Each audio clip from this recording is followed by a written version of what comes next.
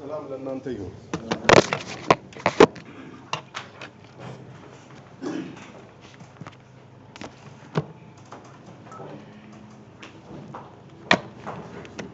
ያው መነሻዬ የመጽሐፍ ቅዱስ ክፍል ዘፍጥረት 22 ይሆናል። ድምጽ አይሰማም ይሉኛል እዛ። ግን ከዛ በፊት አንድ መግቢያ የሚሆን ነገር እናገራለሁ። በተለይ ባለፉት ሳምንታት እግዚአብሔር ይናገር የነበረው ነገር በጣም አስደናቂ ነው። አዲስ ነገር እግዚአብሔር መናገር እንደጀመረ ጆሮአችንም ለዚህ አዲስ ነገር መንቃት እንዳለበት እየሰማን ነበር። እንግዲህ ልንሰማ ነው። አሜን። እንግዲህ ልንሰማ ነው። ግን ከዚያ በፊት አንድ ነገር ልበል ብያችኋለሁ። እስቲ ሕዝቅኤል 40 ላይ እንደምታውቁት ሕዝቅኤል 40 ጀምሮ እስከ መጨረሻው ስለ እግዚአብሔር መቅደስ ነው የሚናገረውና ስለዚህ ያንን ሰው ሕዝቅኤል ራሱን ሊነግረው የተላከው መልአክ እንዲህ ብሎ ይመክረዋል። ይሄ ለኛ በጣም አስፈላጊ ነው። ምዕራፍ 40 ላይ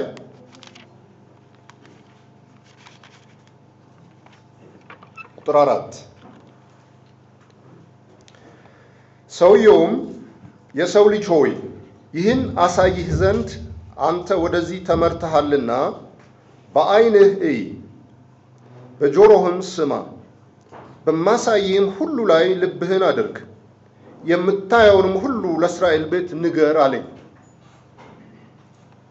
ለዚህ ሰው ከዚህ ምዕራፍ ጀምሮ አዲስ ነገር ነው የሚነግረው። እስካሁን ያልነገረውንና ያላሳየውን ነገር ነው ሊያሳየውና ሊነግረው የመጣው። እስካሁን ከተነገረህ የተለየ ነው፣ ከሰማኸውም የተለየ ነው፣ ልብህም ካኖርክበት የተለየ ነው። ስለዚህ ምን ይሁን? አሳይህ ዘንድ አንተ ወደዚህ ተመርተሃልና በዓይንህ እይ፣ ተመልከት ማለቱ ነው። ምክንያቱም ማየት ብቻውን ዋጋ የለውም ካልተመለከት።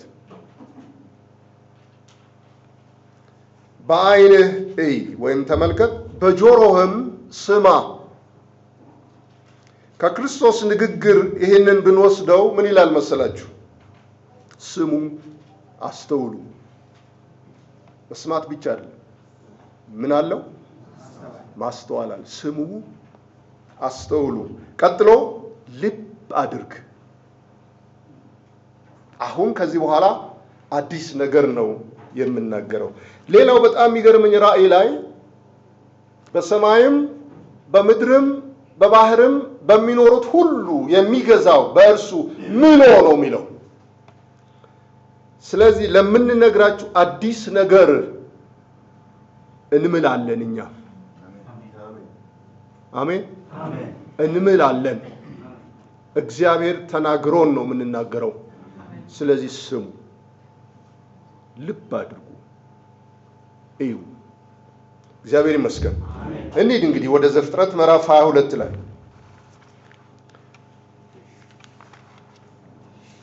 ትንሽ ቆየት ስላለ ምናልባት ሳትዘነጉ አትቀሩም። ቁጥር 9 ላይ ነው የደረስነው። ላንብበው።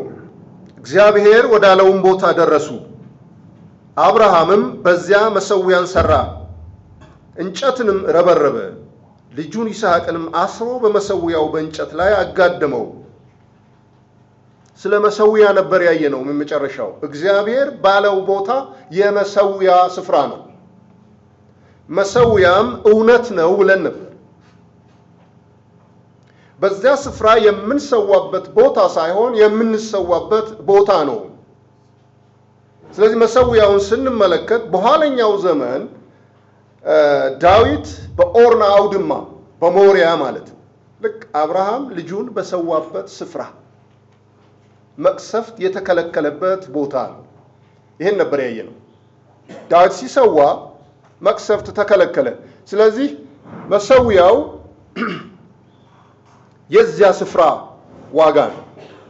እግዚአብሔር ያለው ቦታ መሠዊያ ያለበት ቦታ። እግዚአብሔር ይመስገን። ዛሬ እሱን አናይም። ነገር ግን ከዚሁ ጋር አብሮ በዚያ ስፍራ ምንድነው የሆነው? መቅደስ ነው የተሰራው።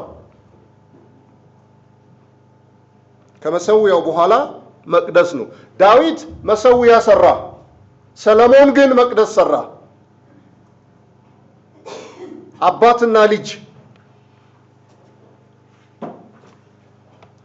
ሰለሞን መቅደስ ሰርቷል። ይህንን ነው ዛሬ የምንመለከተው። እግዚአብሔር ይረዳናል። እግዚአብሔር ይረዳናል።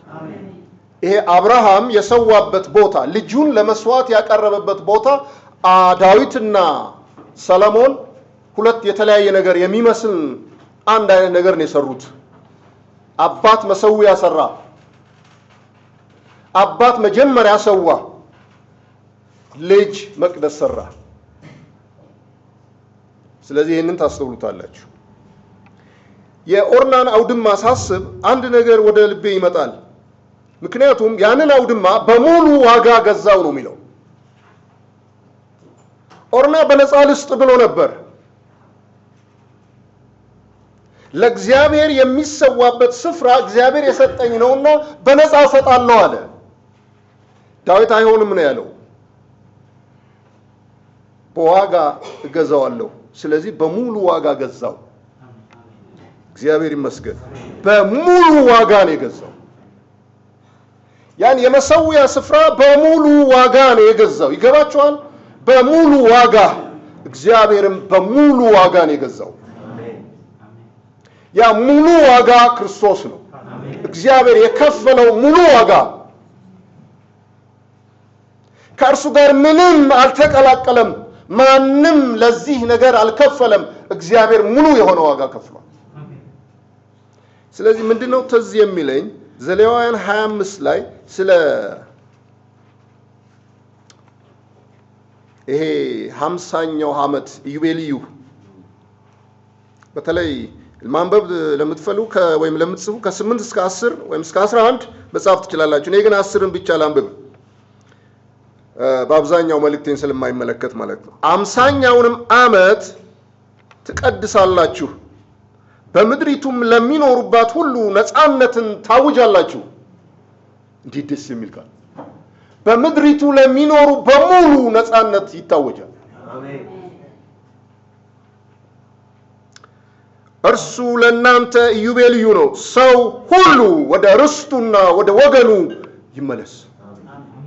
አሜን። አረ ይሄን በልባችሁ ጻፉት። አረ ሙሴ ከጻፈው ሁሉ ይሄን አስቡ። ሰው ሁሉ ወደ ርስቱና ወደ ወገኑ ይመለስ። አሁን በመንግስት ወንጌል የምንጮኸው ይሄ ነው። ሰው ሁሉ ወደ ወገኑ። አሜን። ይሄ ወገኑ ማን ነው? ወደ ገዛ ወገኖቹ መጣ። ስለዚህ ወገናችን እግዚአብሔር ነው። የሰው ሁሉ ወገን እግዚአብሔር ነው። ሌላ ወገን የለንም። እግዚአብሔርም ሌላ ወገን የለውም። ሰው ሁሉ ወደ ወገኑ ይመለስ። እግዚአብሔር ሰውን ሲፈጥር ከአንድ ፈጠረ አይደል? ስለዚህ ከናንተ ከባለቅኔዎችም እንደሚሉት እኛ ዘመዶቹ ነን ብለው ነበር። ስለዚህ ዘመዶቹ ከሆነን አሜን። ያ እንዴት አስደናቂ ነው! በሙሉ ዋጋ የከፈለው እግዚአብሔር ወደዚህ ወደ ወገኑ ነው። ወገኑ ማን ነው? ሰው ሁሉ ነው። ስላልተቀበሉት የመጣበትን ነገር ሳይፈጽም አልሄደም። አሜን። ስላልተቀበሉት እስራኤሎችም ሆኑ ሌሎች ስላልተቀበሉት አብ የላከውን ነገር እንዳያደርግ የከለከለው ነገር የለም። የሰው አለማመንና አለማወቅ ክርስቶስ ከሚያደርገው ነገር አላገደው። ስለዚህ እሱ ሰርቶ ሄዷል። እንዲሰራ የተላከበትን ነገር ሁሉ ፈጽሟል። እግዚአብሔር ይመስገን። እንግዲህ የእርሱ ወደ ሆነው መጣ። ባይቀበሉትም ስራውን ፈጽሟል። እንግዲህ ሁለተኛው ስራ እያየን ነው። ሰለሞን ደግሞ ቦታውን ለምን መረጠው? ለመቅደስ። ስለዚህ ዛሬ ጥቂትም ቢሆን ይህንን መቅደስ እናየዋለን። ስፍራው በጣም የከበረ ስፍራ ነው። ይሄ እግዚአብሔር ወደ ማሳይ ስፍራ ሂድ ያለው በጣም የከበረ ስፍራ ነው። በተለይም አሁን 3 ሃይማኖቶች በጣም የሚያከብሩት በውስጣቸውም የሚታገሉለት ስፍራ ነው።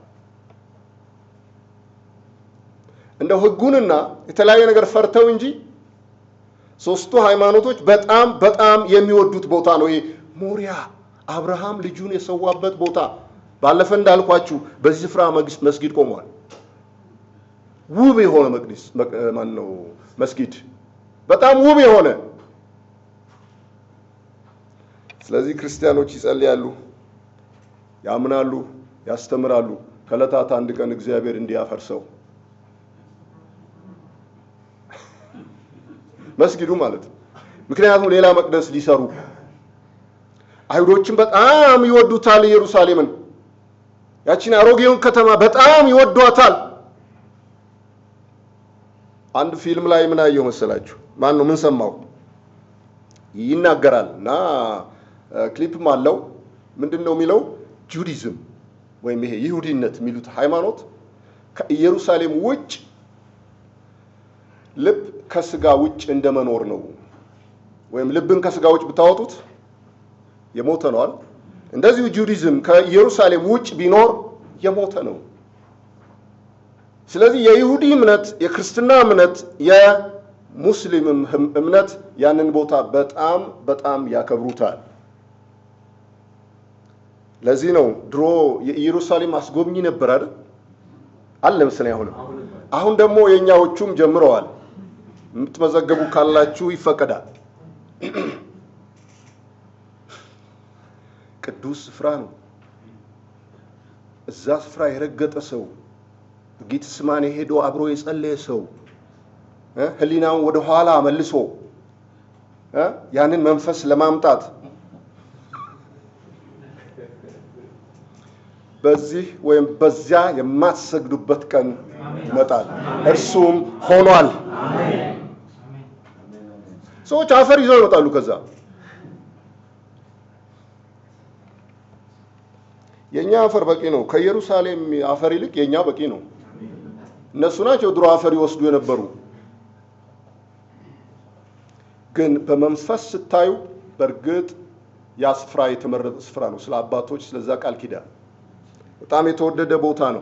እኛም ወደ ኋላ ሄደን ያንን ቦታ እያየን እንማራለን። ልክ አሁን እንዳልኳችሁ እግዚአብሔር ወዳለው ቦታ ደረሰ። መሰዊያ ሰራ፣ ልጁን ወደዚያ ያቀረበው። እግዚአብሔር ይመስገን። ስለዚህ መቅደስ እግዚአብሔር የሚገኝበት ቦታ ነው።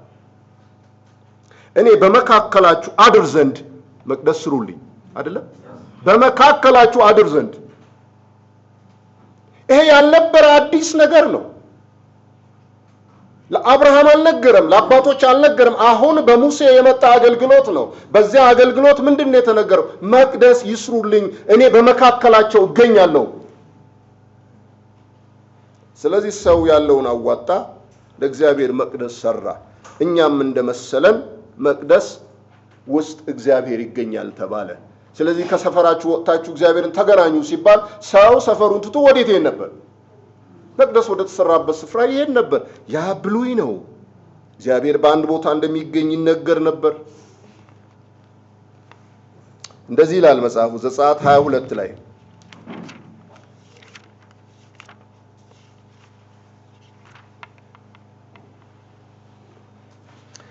ይሄው ነው ወገኖች፣ አዲስ ነገር ሌላ አይደለም። እንደው አዲስ ነገር ሲናገራን ምን ያመጡብን ይሆን? ምንም አናመጣም። እኛ የምንለው ይሄ ፍጥረታዊ ነበር፣ አሁን መንፈሳዊ ሆኗል። እግዚአብሔር ሰው በሰራው ከእንግዲህ አይኖርም።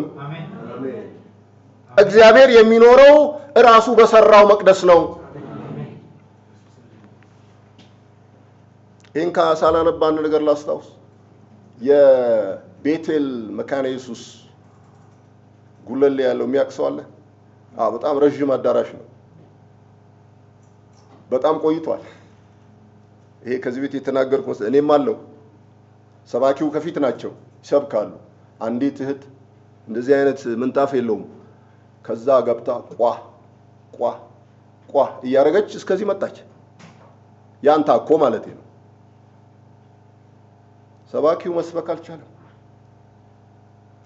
ጠበቃት እስክትቀመጥ።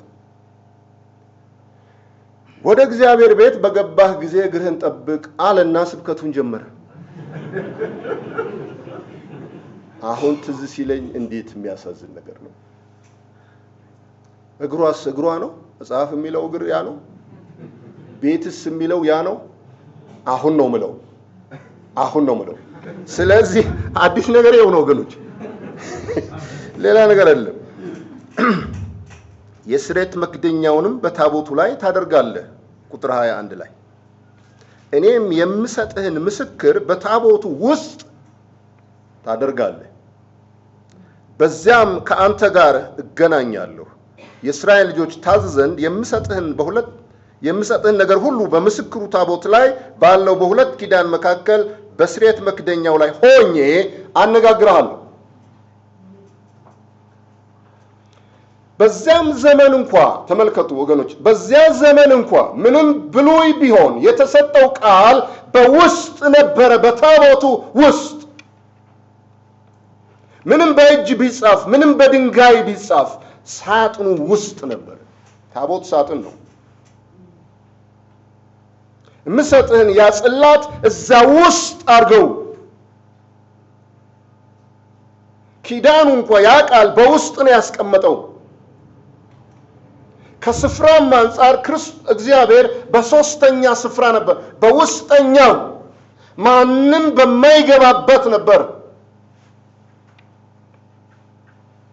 ልዩነቱ የመጋረጃው መቀደድ ነው። እርሱ ያኔም እዚያ ነው፣ አሁንም እዚያው ነው ስላችሁ በውስጠኛው ነው ያለው። ለኛ ልዩ የሆነው መጋረጃው ተተረተረ፣ ማየት ቻል፣ መግባት ቻልንኛ።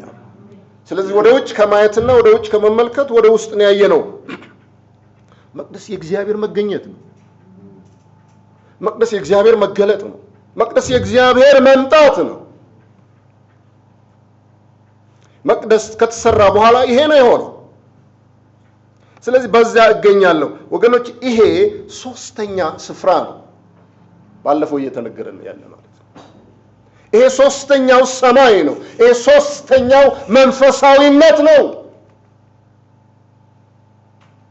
እግዚአብሔር በዚያ ውስጥ ነው ያለው። ስለዚህ ስፍራ ተደጋግሞ ተነግሯል። በዚህ ስፍራ ሳምንት እንደተባለው ሌላ ብርሃን የሌለበት ስፍራ ነው። አደባባዩ የፀሐይ ብርሃን አለው አይደል? አደባባዩ የፀሐይ ብርሃን ነው። ማንም የሚመላለስበት ነው። በጉም የታረደው እዛ ነው። ሁለተኛው ስፍራ ፀሐይ የለውም።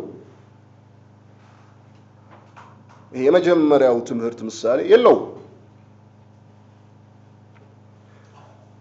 ምንድናቸው የሚያበሩት? መቅረዞች ናቸው።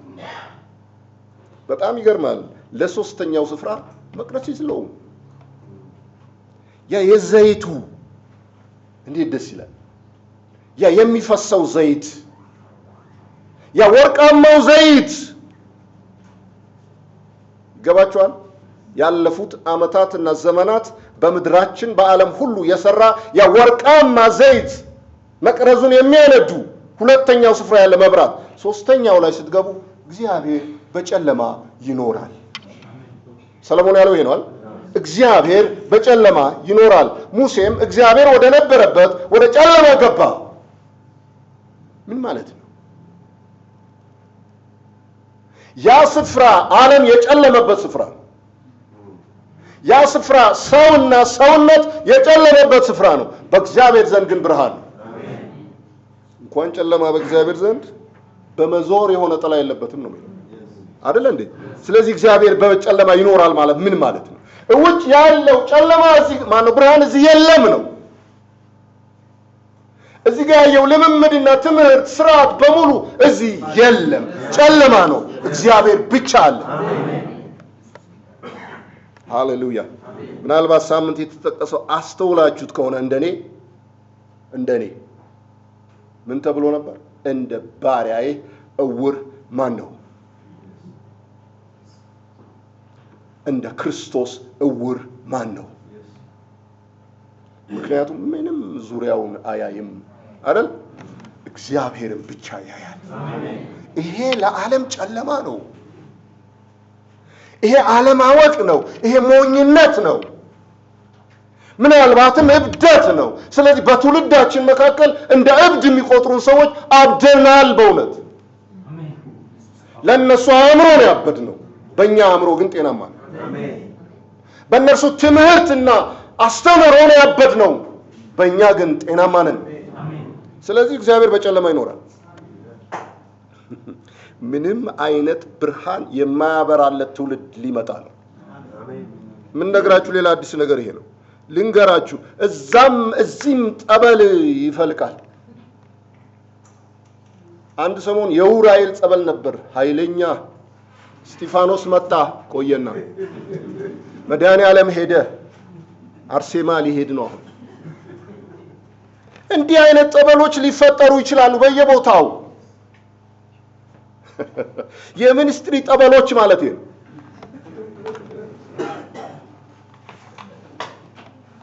አያበሩም።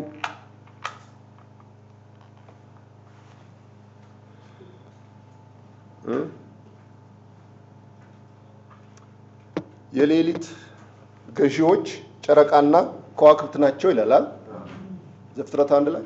በሌሊት የሚገዙ ከዋክብትና ጨረቃ ነው፣ ፀሐይ አይደለም። ከእንቅልፍ የማያስጥሉ ጨረቃ፣ ከእንቅልፍ የማያስጥሉ ከዋክብት። ቀን መተኛት ከባድ ነው፣ ከ10 ደቂቃ በላይ አይደል? ቀን መተኛት ከባድ። ፀሐዩ ይረብሻል፣ ብርሃኑ ይረብሻል። ብርሃን ሲበዛ እንቅልፍ የለም። አሜን። አዎ ገብቷችኋል ማለት ነው። እንቅልፍ የሚበዛው ጨለማ ሲኖር ነው።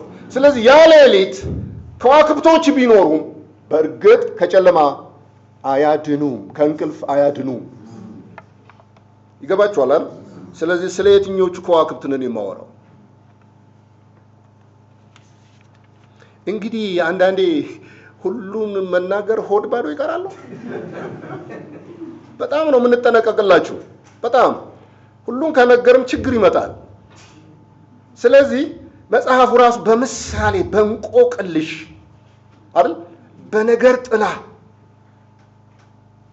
እንደዛ ነውና የሚናገረው። እኛም ይሄን ጥበብ ነው አንዳንዴ የምንጠቀም። በእንቆቅልሽ የሚያስተውለው ያስተውላል።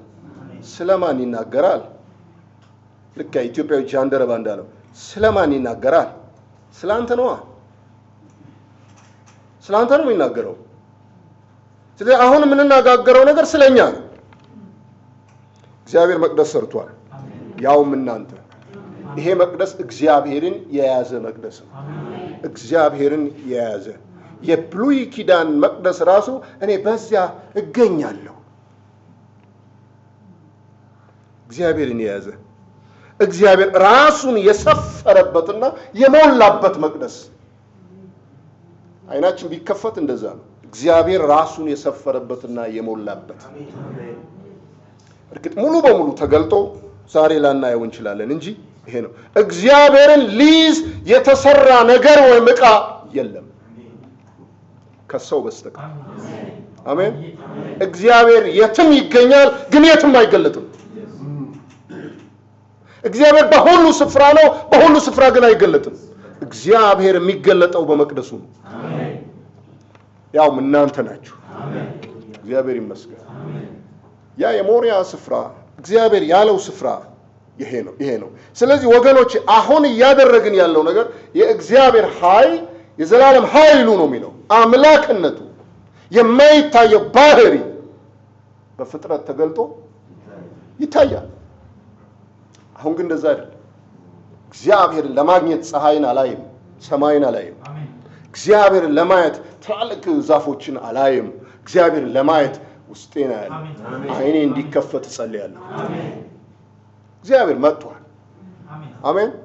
ስለዚህ በጥንት በውጭ ይታይ ነበር። አቤት ሰማዩ፣ አቤት ከዋክብቱ፣ አቤት ምኑ፣ አቤት እግዚአብሔርን እናከብር ነበር። አሁን ግን እግዚአብሔር ይመስገን። ስለዚህ ኤርሚያስ ማነው ሕዝቅኤል ምንድን ነው ያለው መጽሐፍ? ቤቱን ለቤቱ አሳይ፣ ቤቱን ለእስራኤል ቤት አሳይ። show the house to the house of Israel። አሜን። ቤቱን ለእስራኤል አሳይ፣ ቤቱን ለቤቱ አሳይ። ስለዚህ ወገኖች ራሳችሁን አሁን እየገለጥኩ ያለሁት ራሳችሁ ክርስቶስ ነው። አሜን። አዎ ሌላ ራስ የለንም። ሌላ እኔነት የለም። አይሰበክም፣ አይነገርም። ድሮ ምን አረኩ መሰላችሁ? ያው የተሰጠኝን ያረኩት ራሴ አይደለም ያረኩት። አንዲት ትራክት ነበረች፣ በጣም ፖፑላር የሆነች ትራክት። ባለፈ እየጠቀሰው ነበር የሆነ እንትን ያላት ሞት ወይስ ህይወት አይደል? ይገርማል። እሱን ይዤ መዞሬ አሁን ስመለከት ለማን ነበር የምሰጠው? ለሞተ ሰው እንዴት ሞትና ህይወት ምረጥ እለዋለሁ? ሞት ወይስ ህይወት እንዴት ልለው ይችላል? እንዴት መምረጥ ይችላል? ሞት ለምርጫ አይቀርብም። አሜን። ሞት ለምርጫ አይቀርብም። ሞት ሞቷል። ከዚህ በኋላ የኔ ትራክት ህይወት ብቻ ነው። ቢመርጥ መርጧል፣ ባይመርጥ አልመረጠም። ግን ምርጫ የለኝም ከህይወት በቀር። ደግሞ የሞተስ ምን ይመርጣል ከሞት በቀር አይደል? አቤት ያስመረጥነው ምርጫ ታውሯል። በኃጢአትና በሞት ነው የተጸነሰው። ራሱ በኃጢአት ወለደችኝ፣ በአመፅ ጸነሰችኝ። ሙታን በነበራችሁ ጊዜ ሰው ልኮ የሞተ ነው። ይሄ የሞተውን ሰው ሄደ ሞት ነው የምትፈልገው ህይወት ብትል የት ያውቃል? ሞቷላ። አቤት አይን ሲበራ። አሜን። ህይወትን መረጥ። ሞት እንዳለም አላወቅንም፣ ህይወትን መረጥ። ስለዚህ ወገኖቼ አሁን ማስመረጣችሁ አዳምን ነው ወይስ ክርስቶስ ነው አልልም። እርሱ የለምና ክርስቶስ የሁላችን ራስ ነው። ስለዚህ ራስህን ለራስህ ነው የምገልጠው ብዬ ስናገር ራስህ ክርስቶስ ነው እንጂ አሮጌ ማንነት ማለቴ አይደለም። ስለዚህ የአዲስ ኪዳን የእግዚአብሔር ቤት የእግዚአብሔር ህዝብ ነው። ወደ እግዚአብሔር ቤት ይሄዳል የእግዚአብሔር ቤት። እሺ ግን የእግዚአብሔር ቤት የሆነው ይህ የእግዚአብሔር ቤት የሆነው ይህ የእግዚአብሔር ቤት እግዚአብሔር ቤቴ የሚለው ህዝብ ሌላ ቤት እየጠበቀ ነው። ሰለሞን መቅደስ ሰራ። መጽሐፍ እንደሚለን እኮ እዚያ መቅደስ የለም ማለት በጉና እግዚአብሔር የከተሙበት የእግዚአብሔር ከተማ ግን ይመጣል። በጉና እግዚአብሔር የከተሙበት የእግዚአብሔር ሙላትና የክርስቶስ አካል የተዋሃደበት ግን ከተማ እየመጣ ነው። ያ ከተማ የእግዚአብሔር ህዝብ ነው፣ የሚገለጥ ህዝብ። አሁን ለምን ሰው አላወቀንም? ለምንድን ነው ያልታወቅነው? እኔ እላችኋለሁ እንኳንም አልታወቅን። ለምንድን ነው ያልታወቅነው? ከክርስቶስ ጋር በእግዚአብሔር ተሰውረናል። ስለዚህ እንዴት ያውቁናል? እግዚአብሔር ካልገለጠ በስተቀር እንዴት ነው የምንታወቀው? ሰውሮናል እኮ በክርስቶስ ከእግዚአብሔር ጋር በእግዚአብሔር ከክርስቶስ ጋር ተሰውረናል። ግን ሲገለጥ እንገለጣለን። አሜን። እርሱ ሲገለጥ አሁንም ክርስቶስ በህይወታችሁ ሲገለጥ እኛም የእግዚአብሔር እንደሆንን ታውቃላችሁ። ግን ስለተሰወርን አሁን ማንም ስለኛ ሊያውቅ አይችልም። በሩቅ ሊያወሩ ይችላሉ፣ በሩቅ ሊጠረጥሩ ይችላሉ። ተሰውረናል። በእነርሱ ክርስቶስ ሲገለጥ እኛም እንገለጣለን። በእርሱ ውስጥ ነን ያለነው። እግዚአብሔር ይመስገን። ስለዚህ አንድ ነገር ልንገራችሁ ደጋግሜ። ስለ ሰማይ ሲነሳ ሰማይ የምታስቡ ከሆነ፣ ስለ ከተማ ሲነገር ከተማ የምታስቡ ከሆነ፣ ስለ መቅደስ ሲታስብ መቅደስ የምታስቡ ከሆነ፣ በግ ሲባል በግ የምትስሉ ከሆነ አያችሁ፣ ይሄ ኢማጂኔሽናችሁ ኢሜጅ እየሰራ ነው ማለት ነው። ስለዚህ ደጋግሜ የምነግራችሁ ይሄ ነው።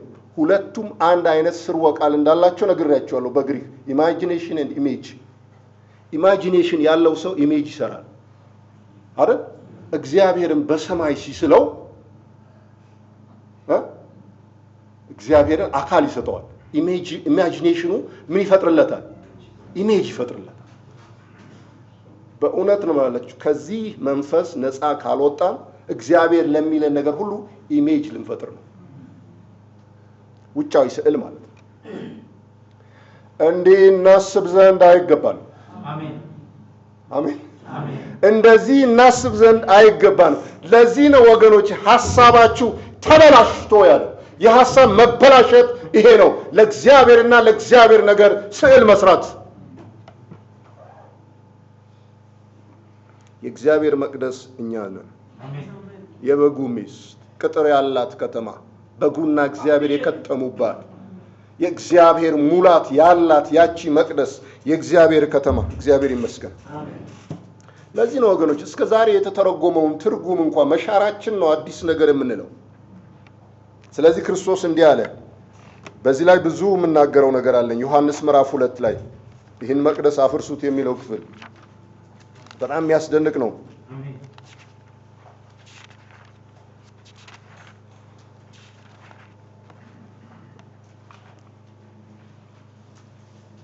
የአይሁድ ፋሲካም ቀርቦ ነበር። ኢየሱስም ወደ ኢየሩሳሌም ወጣ። በመቅደስም በሬዎቹን እና በጎቹን እርግቦቹንም የሚሸጡትን ገንዘብ ለዋጮችን ተቀምጠው አገኘ ይላል። እኔ ይህን ነገር ስመለከተው እዚህ ጋር ይሸጡ የነበሩ ሰዎች ጥሩ አገልግሎት እየሰጡ ነበር። አገልግሎት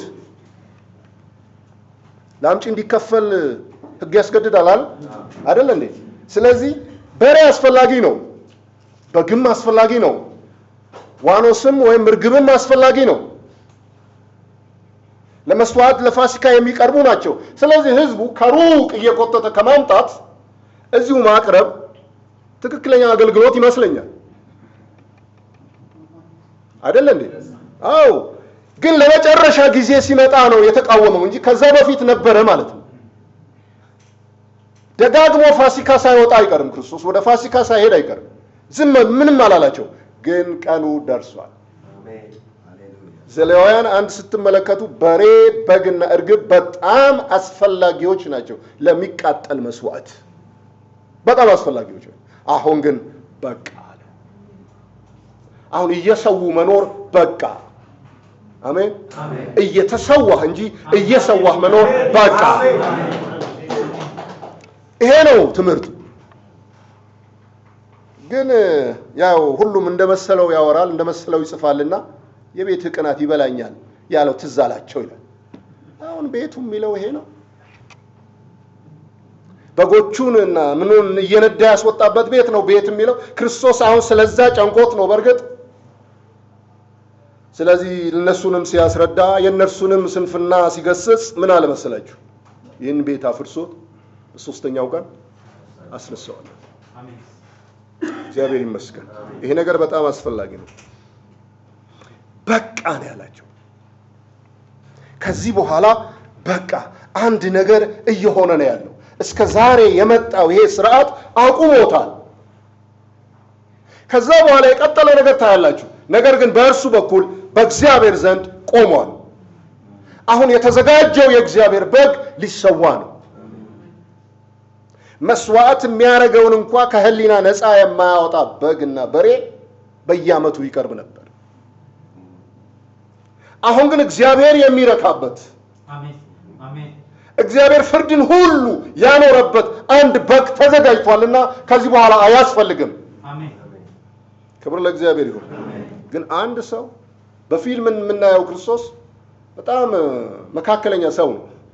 ምን የለም ደረቱ ምኑም በጣም ቀላል ሰው ነው። ግን ያን ሁሉ ህዝብና ነጋዴ እየገረፈ ሲያስወጣ ሰውን አልገረፈም። በርግጥ ሰውን አልገረፈም።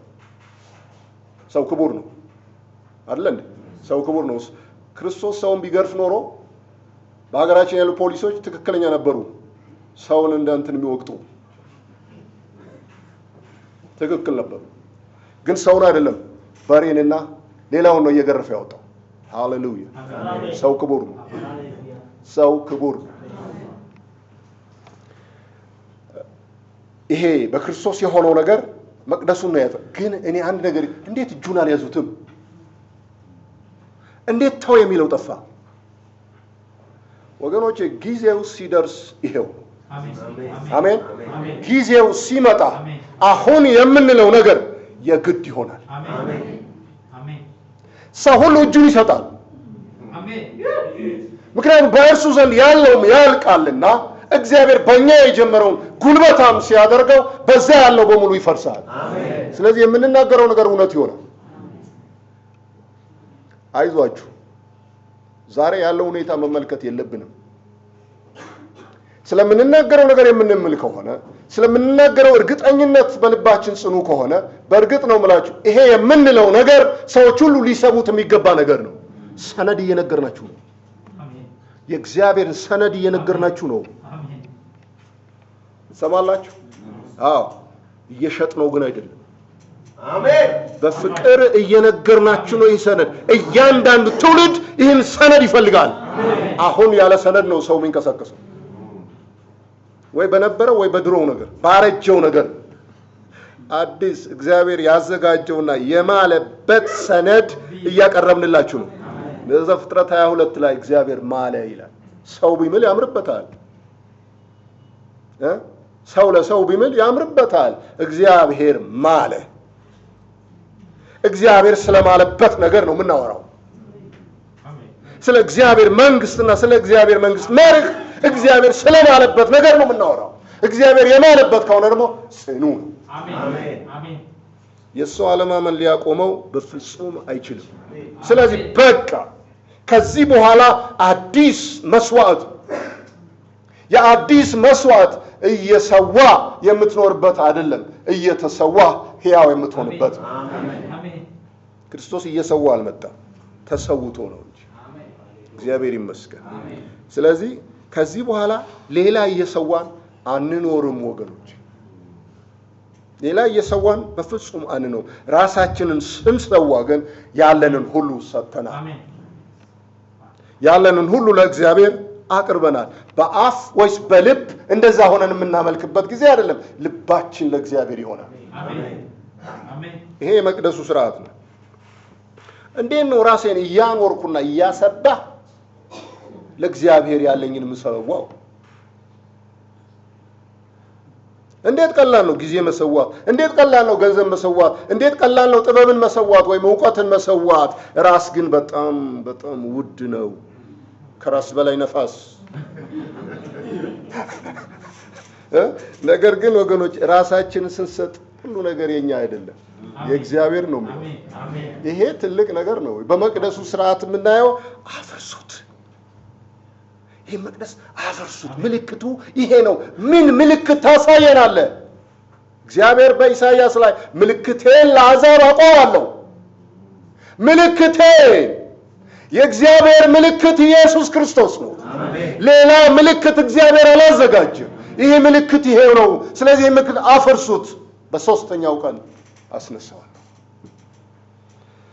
46 ዓመት የፈጀ ይሄ ቤተ መቅደስ በሶስት ቀን ታስነሳዋለህ? ይሄን ትምህርትና እምነት ይሄ ፋክት ነው የሚሉት፣ ይሄ እውነታ የሚፈታተን ነገር ነው የመጣው። 46 ዓመት የፈጀ መቅደስ ፊት ለፊት ቆሟል። ይሄ እርግጠኛ ነው አይደል? ምን ይሉታል? ቅድም ያለው ፋክት። በቃ ይሄ ፋክት ነው። እንዴት የተጨበጠ የሚዳሰስ ነገር ትክዳል? ክርስቶስ እንደሌለን የቆጠረው። አሜን። አፍርሱት፣ በሶስተኛው ቀን አስነሳዋለሁ። እግዚአብሔር ይመስገን። አሜን። ስለዚህ አሁን የፈረሰ ነገር ሰው ይዞ ይሄዳል በአእምሮ።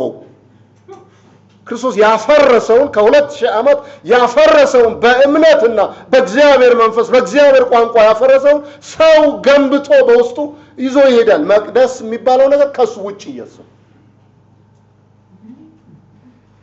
እንዴት አይነት ውርነት ነው ወገኖች! ይህንን ነገር ስንናገር ነው እንዴ አትናገሩ የሚሉን? አረ ለሰማዩ እንናገራለን፣ አሜን። ለአየሩ እንናገራለን፣ አሜን። ከዚህም በቀር ሌላ እንዳይነገርም መልሰን እንናገራለን፣ አሜን። ሃሌሉያ። ለዚህ እኮ ነው ሰዎች የሚሰሙት ነገር ዛሬ ያረጀ የሆነው። አንድ እኮ የሚያስረጅ ወገን ከሌላ ቦታ ተነስቷል። እኔ የተነሳልኝን ወንድም አገኘሁ በመንፈስ ስራውንም አነበው ነቃው። ስለዚህ ዛሬም እንደዚህ እየሆነ ነው ያለው።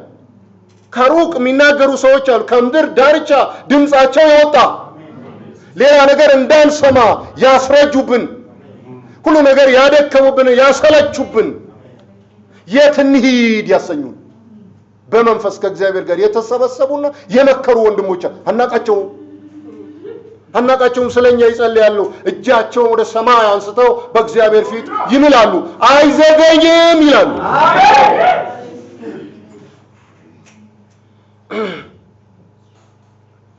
ስለዚህ ምልክቱ በጣም አስደናቂ ነው። ሰውነቱ ከሙታን የተነሳበት አካሉ ብቻ ነው ወገኖች።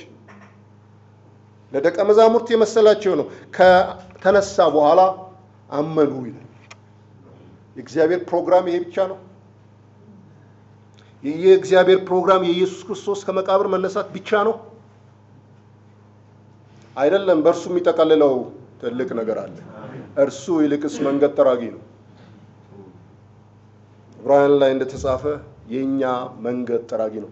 አስቀድሞ ስለኛ ገባ። እሱ አንድያ ልጅ ነው። በእግዚአብሔር ፕሮግራም መጀመሪያ የገባ ነው። በኩር ማለት ሁሉም ማለት አይደለም እንዴ? ግን ማህፀን ከፋች ነው። ከዛ በኋላ የሚወጣ ሁሉ ልጅ ነው። በክርስቶስ ኢየሱስ የተደረገው የምናየው ነገር ይሄ ነው። ያ የተነሳው መቅረስ በእርግጥ ምሳሌ ነው። እያንዳንዳችን ይዞ ነው የተነሳ። በስጋ የተገለጠው ብቻ አይደለም ክርስቶስ። ስጋ የሆነው ብቻ አይደለም ክርስቶስ። ክርስቶስ የእግዚአብሔር ጥበብ ነው። ክርስቶስ የእግዚአብሔር ኃይል ነው። ክርስቶስ በእያንዳንዳችን ነው። እግዚአብሔር የተመሰገነ ነው። ስለዚህ በእርግጥ ክርስቶስ በሰማይ እስከዛሬ ድረስ አለ የምትሉኝ ከሆነ ያ ስጋ እድሜው ስንት ነው? ግን ይኸውላችሁ መጽሐፍ እንደሚል ዮሐንስ ላይ ካላችሁ ዮሐንስ ምዕራፍ 3 ላይ ከኒቆዲሞስ ጋር ነው የሚያወራው። በየትኛው ስፍራ እንደሆነ እንኳን አይናገርም። ጫካ ይሁን ሜዳ ይሁን ቤት ውስጥ ይሁን አይታወቅም። ስለ ምድራዊ ነገር በነገርኳችሁ ጊዜ ካላመናችሁ ስለ ሰማያዊ ነገር በነግራችሁ እንዴት ታምናላችሁ? ከሰማይ ከወረደው በቀር ወደ ሰማይ የወጣ ማንም የለም፣ እርሱም በሰማይ የሚኖረው የሰው ልጅ ነው። የት ሆኖ ነው የሚናገረው? ከኒቆዲሞስ ጋር አይደል? የት ሆኖ ነው? በቃ ምድር ሆኖ ነው። ሌላ ምን ይሄ ግን ምን አለ? በሰማይ የሚኖረው የሰው ልጅ ነው። እሱ የሚኖረው በሰማይ ነው። ካንተ ጋር ያውላ እንጂ ኢየሩሳሌም ጎዳናዎች ላይ ይመላለስ እንጂ መኖሪያው፣ ህይወቱ፣ ማንነቱ በሰማይ ነው። ወገኖች እንደዚህ እንቆጥራለን ራሳችንን። የሰው ልጅ ወደ ወጣበት ሲመለስ ብታዩ ምን ይሆናል? አሁን ይሄ የምላችሁ ነገር ከበዳችሁ? ስጋዬን ካልበላችሁ ደሜን ካልጠጣችሁ የሚል ከበዳችሁ? ግን ወደ ነበረበት ሲመለስ ብታዩ ምን ይሆናል? የት ነው የነበረው? የት ነው የነበረው? ቃል በመጀመሪያ ነበር፣ ቃልም እግዚአብሔር ነበር፣ ቃልም በእግዚአብሔር ዘንድ ነበር አይደል? እግዚአብሔር ነበርኩ። ወደ ነበረበት ሲመለስ ማለት ነው። ወደ አባትነቱ ሲገባ፣ ወደ ክብሩ ሲመለስ ስለ እኔ ነው የወጣው፣ ስለ እኛ ነው የወጣው። ለእግዚአብሔር ፕሮግራም መስዋዕት ሊሆን ነው የወጣው። ቃል ስጋ ሆኗል። እንደዚህ ነው ክርስቶስ የምናውቀው። ሲገባ ብታዩ ግን ምን ይሆናል? ለዚህ ነው 50 ዓመት ያልሞላ አብርሃምን አይተሃልን? እውነታቸውን እኮ ነው። እኔ ደግፋቸዋለሁ። በስጋው እኮ 50 ዓመት አልሞላ አይደል እንዴ? 33 እኮ ነው ወይ 32 ነው ያችን ምዕራፍ ሲናገር አይደል? አልሞላውም። 50 እኮ በጣም ልዩ እድሜ። 50 መድረስ 50 እውነታቸውን በስጋ ነው የሚያውቁት። የማርያም ልጅ ነው ኢየሱስ ለነሱ። ዛሬስ ሃይማኖት በየዓመቱ ትንሣኤ ያከብራል፣ በየዓመቱ ገና ያከብራል። ዓመቱን በስጋ ነው የሚያውቀው። አሁንም በስጋ ይመጣል ይለኛል። ለዚህ ነው እድሜ የጠየቋችሁ። ክርስቶስ የዘላለም መንፈስ ነው። አሜን። ጌታ ግን መንፈስ ነው። አሜን። ግን ያ መንፈስ በስጋ ተገለጠ። አስደናቂ ነገር ነው። ይሄ ተአምር ነው። የተአምራት ሁሉ ተአምራት ቃል ስጋ መሆኑ ነው። በሰው ማህፀን ማደሩ ነው። ማህፀን ተውሶ አያችሁ ማህፀን ተውሶ እንደዛ ይሄ የተአምራት ሁሉ ተአምራት ነው። እግዚአብሔር ይመስገን። እኔ ክርስቶስ እንደዛ አውቀዋለሁ። የኃጢአተኛ ስጋ ምሳሌ የባሪያ መልክ ይዞ መጥቷል በስጋው። እግዚአብሔር ለመስዋዕት አዘጋጀው አንድ ጊዜ ለዘላለም የሚሰዋ በግ እግዚአብሔር ነበረውና ቃል ስጋ ሆነ። ስለዚህ እሱ ራሱ ምን ይላል መሰላችሁ በትንቢት መጽሐፍ አምላኬ ሆይ ፈቃድህን ላደርግ መጥቻለሁ። ወደ ዓለም ሲያገባው በዓለም አልነበረም ወይ? በዓለም ነበረ፣ ዓለምም አላወቀውም። ነገር ግን ወደ ዓለም ሲያገባው ለዓይናችን ግልጽ ሲያደርገው ስጋን አዘጋጀለት። ስለዚህ ዋና ስጋው ነው በስጋው ውስጥ ያለው ክርስቶስ? አዎ እሱ ጌታዬ ነው። እሱ ጌታዬ ነው። ዛሬ ግን ክርስትና ያንን ሰውነት ያስባል። ያ ሰውነት እያሰበ ዳቦ ይቆምሳል፣ ጽዋ ይጠጣል። ያን አካል እያሰበ እነዚህ ወንድሞችና እነዚህ እህቶች የሚቆረሱ ዳቦ እንደሆኑ ማንም አይነግረንም። እነዚህ እናንተ የምትቆረሱ ዳቦዎች ናቸው። እርስ በርሳችን ነው መበላላት ያለብን። ይገባችኋል ምን እንደሆነ? አው ቀበላችኋለሁ ትቀበሉኛላችሁ። መብላት ይሄ ነው። የጌታ ራት ይሄ ነው። ጴጥሮስ ለአንድ ነገር ልንገርና ይሄ በክርስቶስ የሚደረገው ነገር አስቀድሞ የታወቀ ነው ወገኖች። አስቀድሞ ይሄ በማርያም ማህፀን ከመጣ በኋላ አየነው። እግዚአብሔር ያለውን ሐሳብ አወቅንበት እንጂ እግዚአብሔር ያወቀው መቼ ነው? ጥንት ነው። የኛም ነገር ያለው ያኔ ነው። ከ20 ጀምሮ ባነብ ይሄ ስለ ከወርቅ ወይም ላንብበው ከአባቶቻችሁ ከወረሳችሁት ከከንቱ ኑሯችሁ በሚያልፍ ነገር በብር ወይም በወርቅ ሳይሆን ነውርና እድፍ እንደሌለው እንደ በግ ደም በክቡር ክርስቶስ ደም እንደተዋጃችሁ ታውቃላችሁ። ዓለም ሳይፈጠር እንኳ አስቀድሞ ታወቀ። ይሄ የሆነው ነገር በኢየሱስ ክርስቶስ ደም መዋጀታችሁ ዓለም ሳይፈጠር እንኳ አስቀድሞ ታወቀ።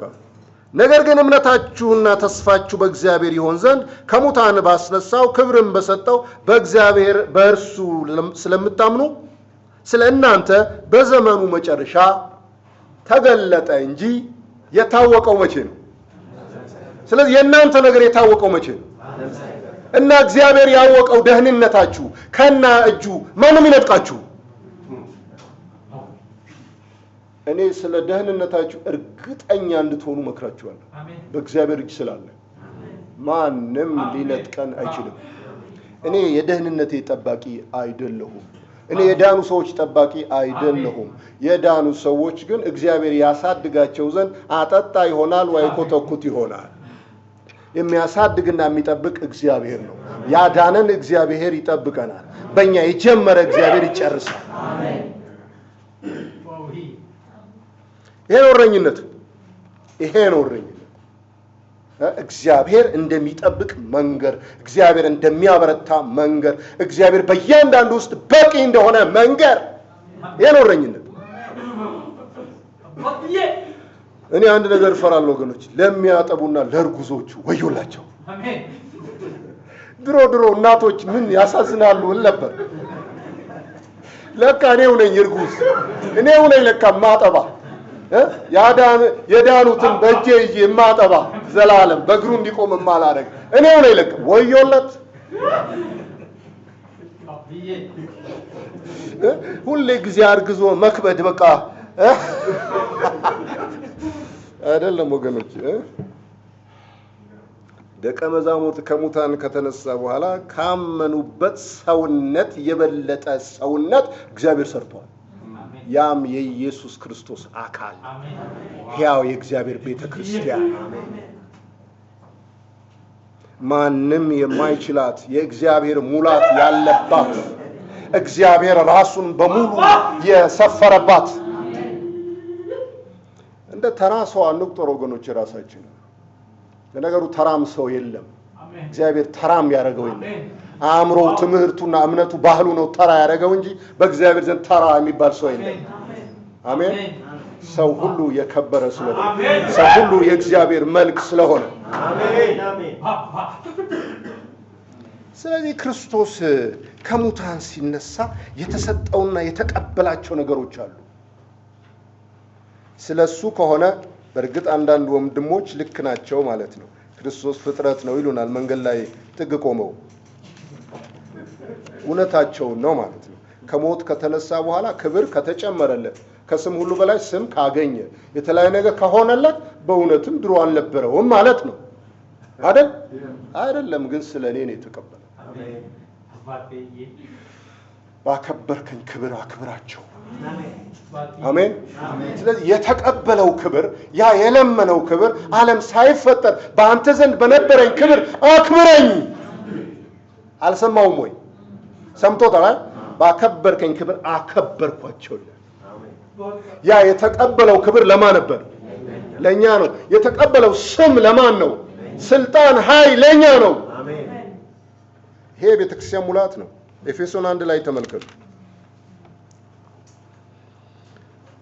ክርስቶስን ከሙታን ሲያስነሳው ከአለቅነትና ከስልጣን ከኃይል ከጌትነት ሁሉ በላይና በዚህ ዓለም ብቻ ሳይሆን ነገር ግን ሊመጣ ባለው ዓለም ደግሞ ከሚጠራው ስም ሁሉ በላይ በሰማያዊ ስፍራ በቀኙ ሲያስቀምጠው በክርስቶስ ባደረገው ሥራ የብርታቱ ጉልበት ይታያል።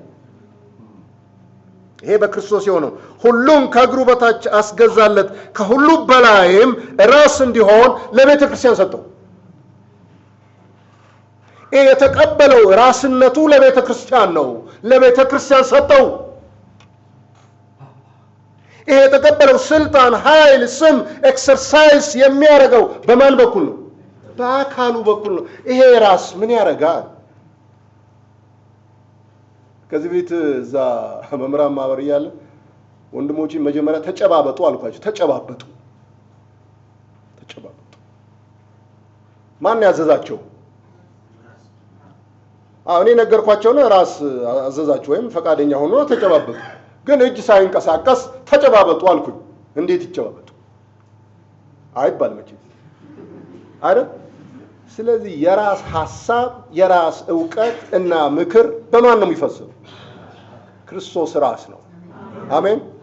ቢሰጥ በእኛ ነው፣ ቢያድን በእኛ ነው፣ ቢምር በእኛ ነው። ምክንያቱም እኛ የምህረቱ መቀመጫ ስለሆነ። አሜን። ስለዚህ ቤተክርስቲያን አካል ናት ስንል ራስ ወዲያ አካል ወዲህ ሊሆን አይችልም። አንድ አካል አለ። እያንዳንዳችን ብልቶች ነን። ይሄንን ልጨርሰው። እርሷም አካሉና ሁሉም በሁሉ የሚሞላ የእርሱ ሙላቱ ናት። እንግሊዝኛውን መጽሐፍ ሳነበው የአማርኛ ያህል አይደለም፣ በጣም የሚያረካ ነው ያኛውና በእንግሊዝኛም ለማንበብ ስላልፈለኩ ለመተርጎም ሞከርኩ። ኤፌሶን 1 ከ21 እስከ 23 አንብቡና 22ንና 23ን ከአምፕሊፋይድ ማንበብ ትችላላችሁ። ምን ይላል መሰላችሁ? እግዚአብሔር ሁሉን ከእግሩ በታች አስገዛለት። እስከዚህ ድረስ ትክክል ነው። በቤተ ክርስቲያን በኩል የሚለማመደውን ወይም የሚያደርገውን ፍጹማዊና የአጽናፍ ዓለሙን ስልጣን ሰጠው። በማን በኩል የሚለማመደውን? በቤተ ክርስቲያን። ለምን አማርኛዎች በጣም የታወቁ ስማርት የሆኑ ተርጓሚዎች ናቸው የመጽሐፍ የተረጎሙ። ልክ እንደኔ ለምን መተርጎም እንዳልቻሉ አልገባኝ። ፈርተው ነው። እንደዚህ ካሉ ክርስቶስ የሚለማመደው የሚያደርገውን ፍጹማዊና አጽናፈ ዓለማዊ ስልጣን ሰጠው ካሉ ክርስቶስ በራሱ አያደርግም በእኛ ነው የሚያደርገው የሚል ትምህርት ሊፈጥር ይችላል፣ ተቃውሞ ይፈጥራል። ስለዚህ ያው እንደተነበበው ተተረጎመ። እርሱም የቤተ ክርስቲያን ልዕለ ራስ አደረገው፣ እርሷም አካሉና በሁሉም ረገድ ሁሉን የሚሞላ የእርሱ ሙላት ናት። በጣም የሚገርም ነው። እስቲ እርሱም የቤተ ክርስቲያን ልዕለ ራስ አደረገው፣ እርሷም አካሉና በሁሉም ረገድ ሁሉን የሚሞላ የእርሱ ሙላት ናት። እግዚአብሔር ሙላታችን ነው። እኛ የእግዚአብሔር ሙላት ነን። ቀነሰ ድምፁ አይደል? ቀላል ነው። እግዚአብሔር ሙላታችን ነው ማለት ሁሉም ይለዋል። እኛ የእግዚአብሔር ሙላት ነን ማለት ጥያቄ ይፈጥራል። አንዳንድ ጊዜ እኮ በጣም እዚህ ጉባኤ ላይ የማይጮኸው ጭብጨባ የሌለው ለምን መሰላችሁ? የምንነግራችሁ ቃል የምታስቡበት ቃል የምታውቋት ቀላል ነገር ስለማንነግራችሁ ጣጥ ብላችሁ መቀበል አትፈልጉ አይደል? በጥሞና ያሰላሰላችሁ ነው የምትሰሙት።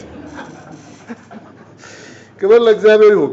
አንድ ጊዜ አንድ ወንድም ከኤርትራ መጣና ሁለት ሆኖ አንድ ቦታ ሄዱ እና ከኋላ ነው የተቀመጡት። ይሄን ተናግሬው ነበር መሰለኝ፣ እሱ ራሱ ነው የነገረኝ። ከዛ ባልንጀራው ዘሎ ወጣ ወይም በቃኝ ብሎ ወጣ። ምክንያቱም ስብከቱ ላይ ከፊት ያሉ ሰዎች እየተነሱ ዘግነው ይወስዳሉ። ከዛ ምን ነው ሳንጨርስ የት ነው የምንሄደው ይላል። ወጥቶ ያናግረው። እንዴ እኔ ከኋላ ቁጭ ብዬ ዘግነው ጨረሱብኝ ወደ እኔ ሳይደርስ አለ። እንደዚህ የሌለው እዚህ ቦታ አሁን ሳስበው እንደዚህ አይነት ነገር ስላለ ነው። አያችሁ ክርስቶስ ያደረጋት ቤተክርስቲያን የክርስቶስ ሙላት ናት። አልጨረስኩትም። በዚያም አካል ይላል፣ በዚያም አካል ወይም በዚያ መቅደስ በራሱ ሁሉን ሙሉ የሚያደርግ በሁሉም ስፍራ ሁሉን የሚሞላ የሙላቱ ልክ ይኖራል። በዚህ መቅደስ በዚህ አካል ውስጥ ምን አለ መሰላችሁ? በራሱ ሁሉን ሙሉ የሚያደርግ በሁሉም ስፍራ ሁሉን የሚሞላ የሙላቱ ልክ ይኖራል። ሃሌሉያ። ስለዚህ ሙላትን የት ነው የምትፈልጉት? እንደ ኤፌሶን መልእክት የት ነው የምትፈልጉት? በእኛ ውስጥ ነው ያለው። እግዚአብሔር አይኖቻችንን ይክፈት። ይሄ እግዚአብሔር ያለው ቦታ ዘፍጥረት 22 እግዚአብሔር ያለው ቦታ ይሄ ቦታ ነው። ይሄ ስፍራ ነው የእግዚአብሔር ሙላት የምናይበት። እግዚአብሔር ይመስገን። ክርስቶስ ራስ ነው። ክርስቶስ ራስ ነው ስንል ስለኛ ያስባል። መገለጥ ነው፣ መታወቅ ነው፣ የአካሉም ዋና ነው። ፊቱንና ራሱን ሸፍኖ የሚሄድ ሰው አላውቅም። ሌላ ሰውነታችን ግን ይሸፈናል። ሰው በአካሉ አይታወቅም። ሰው በጀርባው ወይ በሆዱ ወይ በእጁ ወይ በክንዱ አይታወቅም። ሰው በፊቱ ይታወቃል። ሰው በራሱ ይታወቃል። ራሳችን ክርስቶስ ነው። በክርስቶስ እንታወቃለን። በጀርባዬ፣ በእግሬ፣ በእጄ፣ በምኔ አልታወቅም። አሜን። በፓስተሬ፣ በሐዋርያ፣ በነቢይ በምን አልታወቅም። በራስ ነው የምንታወቀው። እስቲ ፊትን ሸፍነና ከውጭ ሰላም ለአንተ ይሁን ብትለኝ እንኳን አልቀበልም ሰላምህን ስላላየሁ ምን እንደሆንክ ማን እንደሆንክ ምን አውቄ። ስለዚህ አያችሁ ፊት ራስ ክብር ለእግዚአብሔር። በዚህም ራስ አጠገብ ያሉ ብልቶች ይገርሙኛል። ራስ ተጠጋግተው የተገጠሙ ብልቶች በጣም ኢምፖርታንት ነው። ጆሮ፣ አይን፣ አፍ፣ አፍንጫ ለራስ ቅርብ ናቸዋል። እንዲህ ለራስ የቀረቡ ብልቶች ደግሞ አሉ። እነሱ የሚነግሩን ነገር ችላ ሳንል መስማት አለብን ማለት ነው። ስለዚህ በሞቱ ወይም በትንሳኤው ክርስቶስ እስከዛሬ የሌለውን ነገር አልተቀበለም። ስለኛ ነው የተቀበለው። ይሄ ሁሉ በእኛ የሚሆን ነገር ነው። አንድ ነገር ልንበልና አጨርሳለሁ። ራእይ ላይ ምናልባት ሳምንት በዚህ መጽሐፍ ያሉትን መቅደስ ወይም ስለ መቅደስ የሚናገረውን እንሰማለን። ግን አንዱን ብቻ ልውሰድ። ራእይ ምዕራፍ 3 ላይ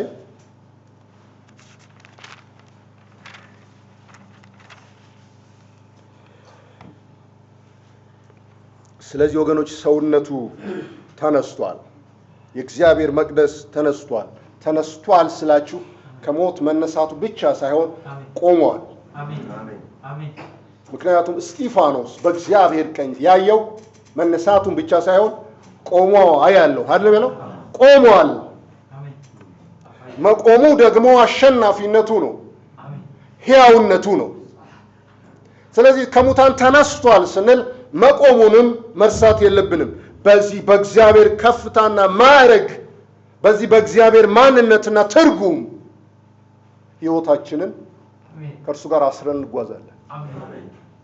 እንዲህም ስንገኝ በእግዚአብሔር ማደሪያ ቤት ወይም ደግሞ በእግዚአብሔር መቅደስ በእግዚአብሔር ሕዝብ መካከል እንደ አዕማድ የምንታይበት ሁኔታ አለ። እንደ ምሰሶ ይህን ቤት የተሸከሙ ነገሮች ታያላችሁ አይደል? ይገርመኛል። እዳው ለነዚህ ነው አይደል? ብሎኬቱ የትኛውም ያለ ቢሆን ማንም ይሸከመው። የዚህ ቤት እዳ እዚህኛው ላይ ነው ያለው አይደል? በመቅደሴ ውስጥ እንደ አምድ ይሆናል። ድል የነሳው እንደ አምድ እንደዚህ ኮለን እንዲህ ይቆማል። ቀጥ ብሎ ይቆማል።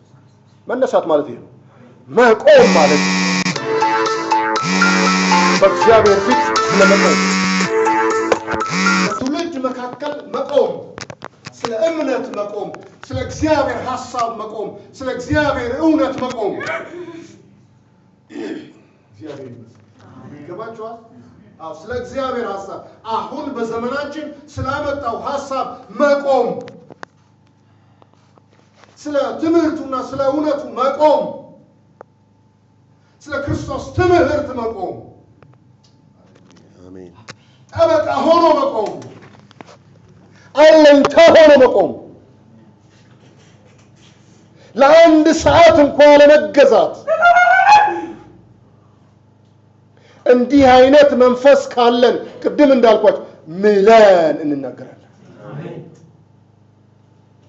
ስለዚህ ድል የነሳው በአምላኬ መቅደስ አምድ እንዲሆን አደርገዋለሁ። ወደፊት ከዚያ ከቶ አይወጣም። የአምላኬ ስምና የአምላኬን ከተማ ስም ማለት ከሰማይ ከአምላኬ ዘንድ የምትወርደውን አዲሲቱን ኢየሩሳሌም አዲሱን ስሜን በእርሱ ላይ እጽፋለሁ። ከዚህ በፊት እንዳልኳችሁ ስም ባህሪ ነው፣ ማንነት ነው። ማንነቴን በዚህ አምድ ላይ እጽፋለሁ፣ በዚህ አዕማድና ምሰሶ ላይ እጽፋለሁ። እንዲህ አይነት ሰው ወይም እንዲህ አይነት ጥሪ ያለው የእግዚአብሔርን ቤት ወይም የእግዚአብሔርን ዓለም ስርዓት ይናገራል። ተናጋሪ ብቻ አይደለም፣ ያሳያል። ለመቆሙም ደግሞ ዋጋ ይከፍላል። እግዚአብሔር ይመስገን። አሁን ግን በእውነት ነው የምላችሁ፣ በጣም ብዙ ሰዎች አንድን አይነት ነገር ያወራሉ። አንድ አይነት ምግብ እንዴት ይሰለቻል። እስራኤላውያን ታሪክ እየተደገመብን ነው። ያ ክፋት እየተደገመብን ነው። መና፣ ጠዋት መና፣ ምሳ መና፣ ራት መና። ስሙ ምንድን ነው ብለናል? መና ማለት ነው ምንድን ነው? እኔ ልጆቻቸው ያወጡለት ስም ሳይሆን አይቀርም። ጠዋት መና ቁርስ ማለት ነው። የሻይ ሰዓት መና፣ ምሳ መና፣ መክሰስ መና፣ ራት መና። ምንድን ነው? አንዱን ጣቢያ ብትከፍቱ ያው ነው፣ እዛኛው ብትሄዱ ያው ነው፣ እዛ ጋር ብትሄዱ ያው ነው፣ እሁድ ብትመጡ ያው ነው፣ ቅዳሜ ብትሄዱ ያው ነው። ያው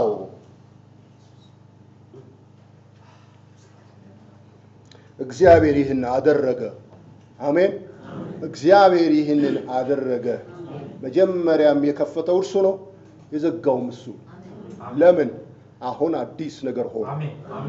አዲስ የእግዚአብሔር ሐሳብ መጥቷልና። ግን ወገኖች ማን ነው በዳማ ጨዋታ ሳይነግስ የሚያሸንፍ? ይቻላል? ስለዚህ ዛሬ ሁሉም በዳማው ላይ ለመንገስ ይጫወታል። አንድ አይነት ጨዋታው ያው ነው፣ ቴክኒኩ ይለያያል እንጂ ሁሉም ለመንገስ ብቻ ነው የሚጫወተው። ብዙዎቻችሁ የቢዝነስ ሰዎች ልትሆኑ ትችላላችሁ። በቢዝነስ ዓለም አንድ ዲስሆነስት ቢዝነስ የሚባል ነገር አለ። ቅንነት የጎደለው፣ ንጽህና የጎደለው። እነዚህ አይነት ሰዎች ምን ይሏቸዋል ፈረንጅ? ራኬተርስ ይሏቸዋል። ራኬተርስ ዲስሆነስት ቢዝነስ የሚያካሂዱ ሰዎች ናቸው ራኬተርስ። በእኛ ቤትም አለ ሪሊጂየስ ራኬተርስ። ቅንነት የጎደለው፣ ጽድቅ የጎደለው፣ ንጽህና የጎደለው፣ የእግዚአብሔር ሐሳብ የጎደለው። ይሄን በማን ያኛውስ በሕግ ታርመው አለ። ያኛውስ ጠጥተህ ታርመው አለ። ይሄኛው በምን ይታረማል? አደገኛ ነገር እኔ ልንገራችሁ የዚህ ሀገር ጉዳይ ሆኖ እንጂ መንግስት ከራሱ ችግር ያልወጣ ሆኖ እንጂ አቤት የቤተ ክርስቲያንና የሚኒስትሮች በደል እግዚአብሔር ግን ዳኛ ነው አስቀድሞ ምን አረገ መሰላችሁ አሉ ከሚባለው ሁሉ ህዝብ ላይ ልባቸው ወደቀ የህዝብ ልብ ወደቀ ህዝብ ሌላ ይፈልጋል ጉባኤ ላይ ሆኖ ሐዋርያቱና ነቢያቱ መካከል ሆኖ እግዚአብሔር ሆይ ሰው አስነሳልኝ ይላል ይሄ እግዚአብሔር አድርጎታል አሜን ከዚህ ቢዝነስ እግዚአብሔር አውጥቶናል መንግስት ሳይነሳብን ምንነሳም አይመስለኝም እኛ ራሳችንን እናነጻለን በእግዚአብሔር ቃል ራሳችንን እናነጻለን የዚህ ሀገር አእምሮአዊ ድህነት ስራ ፈትነት ሳይሰሩ መብላት መለመን ከሃይማኖት ቤት የሀገሪቱ ሴት ከየት ነው የተገኙት እነዚህ ከሃይማኖት ቤት ሪሊጂየስ ራኬተርስ የሰጡን ነው እግዚአብሔር ያድናል ኢየሱስ ክርስቶስ ያድናል ስላችሁ ከዚህ አይነት ነገር ያድናል በእግዚአብሔር ቃል ያድናል እግዚአብሔር መልሶናል አሜን ስለዚህ ሌላ ማወራችኋለሁ እንግዲህ በዚህ መቅደስ ውስጥ የእግዚአብሔር መቅደስ ከሆነ ከዚህ መቅደስ ምን ይወጣል ምንድነው መገኘት ያለበት ምንድነው ከመቅደስ ወደ ውጭ የሚፈሰው እግዚአብሔር ይረዳናል ሳምንት እንሰማለን እንጸልይ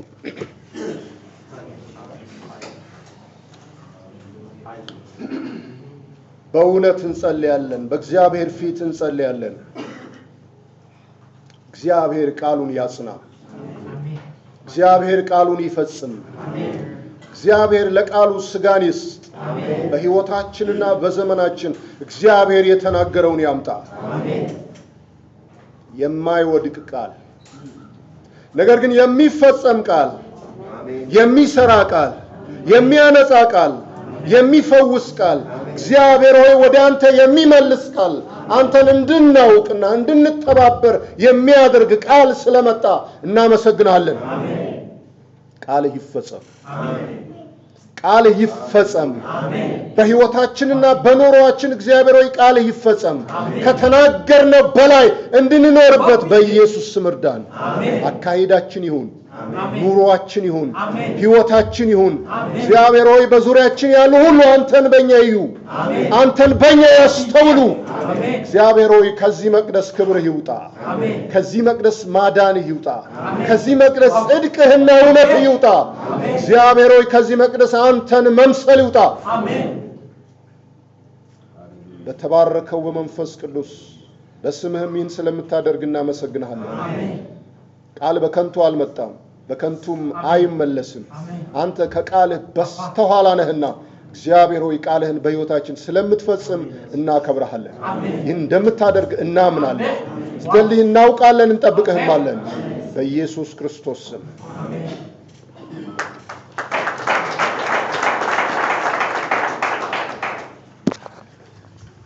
እግዚአብሔር ይመስገን እግዚአብሔር ስለ ተስፋ ቃሉ